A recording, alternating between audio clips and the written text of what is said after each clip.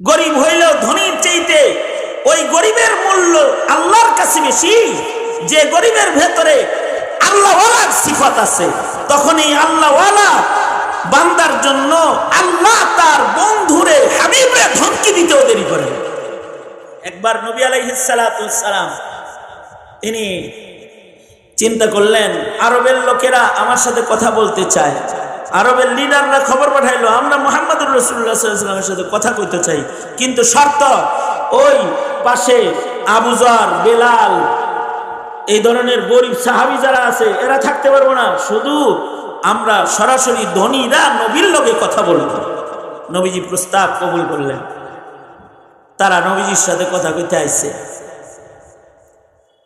নবীজি যখন এই ধনীদেরকে নিয়ে কথা বলতেছেন, আরবের লিডারদেরকে নিয়ে, নবীজির ইচ্ছা হলো একটা লিডার যদি কালেমা পড়ে তাহলে ওর দ্বারা হাজারো মানুষের কালেমা পড়ার রাস্তা খুলে যাবে। যেন নবীজি গুরুত্ব দিচ্ছেন। কথা চলছে, ঠিক এমন সময় আব্দুল্লাহ ইবনে উম্মে মাকতুম সাহাবী, অন্ধ সাহাবী, দরিদ্র সাহাবী নবীজির কাছে আসছে কথা কইতে। মাসালা যে আল্লাহর রাসূল একটু বিরক্ত হয়েছেন, বুড়োকে গুছায় গেছে, নবীজি একটু বিরক্ত হয়েছেন।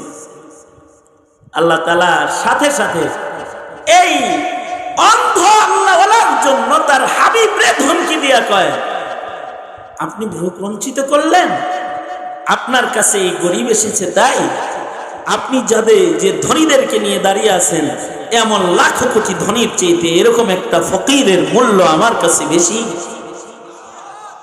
আল্লাহ তাআলা আল্লাহওয়ালা হইলে গরিব হইলেও তার পছন্দ। আল্লাহর রাসূল বাইতুল্লাহ তাওয়াফ করতেছিলেন আর কাবা ঘর তাকায় তাকায় দেখতেছিলেন আর বলতেছিলেন, এই এই যে কাবা যেটাকে ঘিরে সবাই তাওয়াফ করতেছে, একটা হাবশী কালা ইমানদার গরিব গোলামের মূল্য এমন কাবার চাইতে আল্লাহর কাছে অনেক দামি। আল্লাহু আকবার। কি গুণ কি তার? তার গুণ হলো সে আল্লাহওয়ালা। তার গুণ কি জোরে বলেন? তার গুণ কি জোরে বলেন? আল্লাহওয়ালা। আল্লাহওয়ালা হইতে হইব সবাই। সাহাবীদের ধন ছিল না, চামড়ার সৌন্দর্য ছিল না, গায়ে কাপড় ছিল না। এখন তো ফহিনী, কিন্তু সাজ্জা গাজ্জা সুন্দর হয়ে বয়ে থাকে না।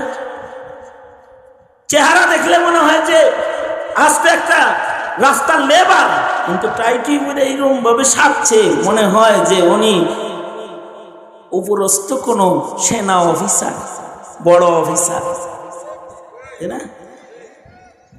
সাহাবা কেরামের তো কোনো কাপড় চোপড় ছিল না, এত দরিদ্র ছিল সাহাবীরা। দরিদ্র, কাপড় চোপড় নাই, শান শওকত নাই। এখনকার মানুষ ধনে, টাকা পয়সা, গাড়ি বাড়ি, পোশাক পরিচ্ছদ, এগুলোতে ধনী, কিন্তু দিল বড় নোংরা, দরিদ্র দিল। দিলটা একেবারে দরিদ্র। সালমান এফ রহমান কি দিল এত দরিদ্র যে দরিদ্র লোকের হক মেরে খায় আঙ্গুল ফুলে কলা গাছ হয়ে যায়। দরিদ্র। আর সাহাবীরা টাকা পয়সায় ধনী না, কিন্তু তারা ঈমান, আমল, তাকওয়া, খোদা ভীতির দৌলতে তারা বড় ধনী। আল্লাহু আকবার। এই দৌলতে তারা অনেক ধনী।